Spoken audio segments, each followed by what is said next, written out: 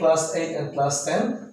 Today we are going to begin the fourth chapter of class 8, metals and non-metals, and it is the third chapter in the chemistry of class 10.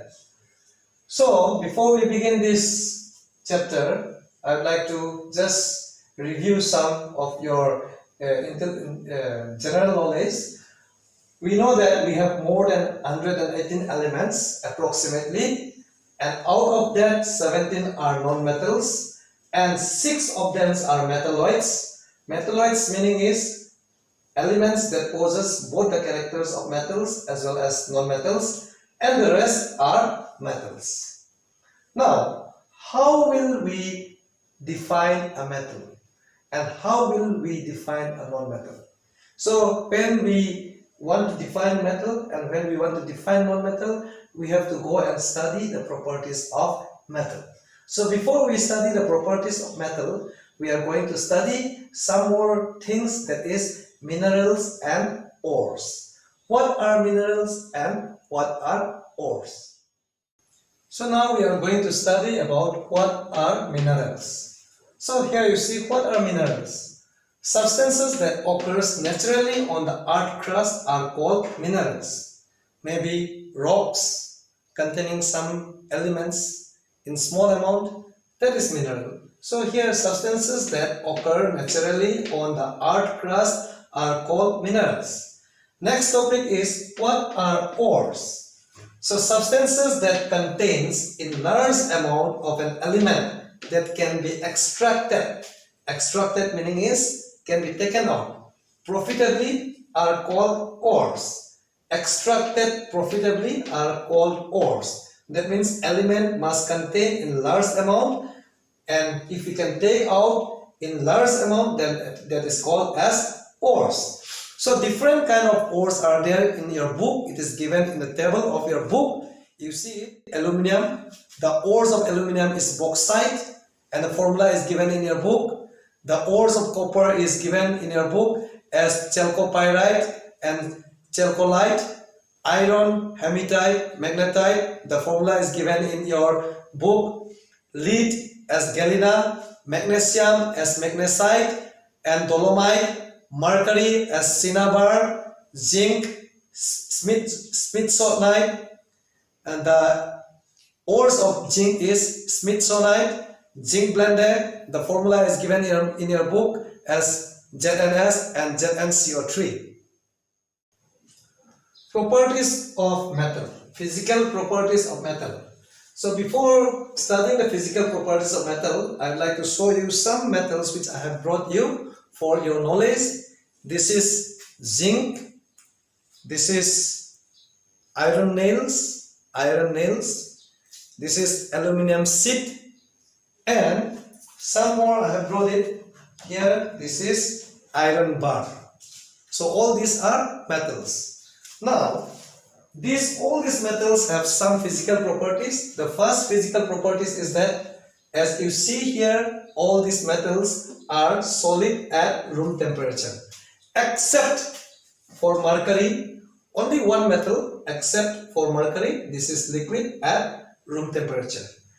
Hardness. All the metals are very hard.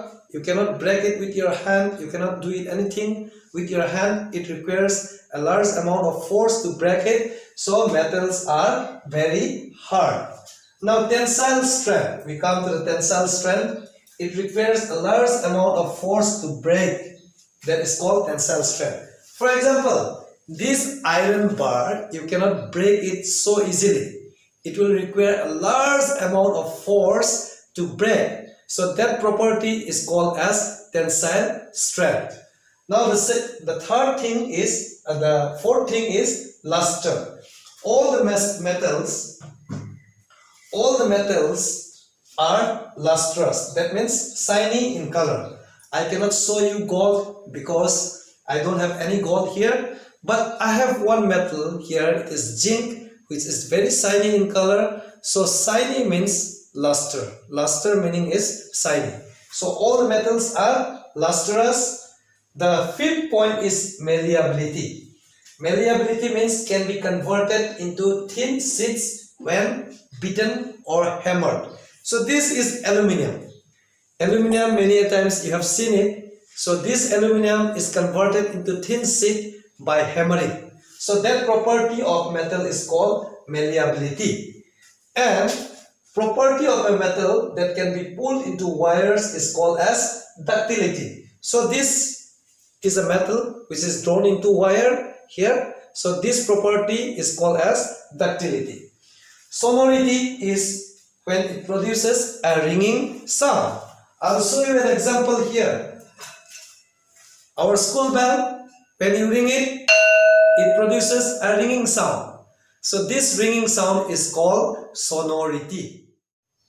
When we study the properties of metal, it is very easy to remember the physical properties of non-metal as because it is exactly opposite of metals. The properties of non-metals are exactly opposite of non-metals.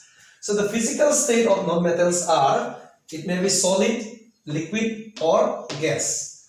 Bromine is a non-metal which is liquid found at room temperature. Oxygen, nitrogen, etc. are gas. Carbon, sulfur, iodine, phosphorus, C for carbon, S for sulfur, I for iodine, P for phosphorus are solid at room temperature. Now there is no question of hardness because all of them are found in the three states of matter, and the solids which are found, carbon, sulfur, iodine, phosphorus, even though they are solid, they are very brittle, means easily breakable. So there does not question does not arise of tensile strength as they are brittle. They are non-lustrous except for graphite. Except for graphite. Graphite is a non-metal which is lustrous. Malleability question does not arise because they are brittle, so it cannot be converted into thin sheet. Question of ductility does not arise because they cannot be converted into thin wires. Sonority, as because they are brittle, they cannot produce any ringing sound. So it is very easy to remember the properties of metal and non-metal if we remember the properties of metal. Stay home, stay safe, do it for yourselves, do it for your family, do it for India. Let's break the chain of COVID-19. Hum Hong Ye Kamyab. Jai Hind.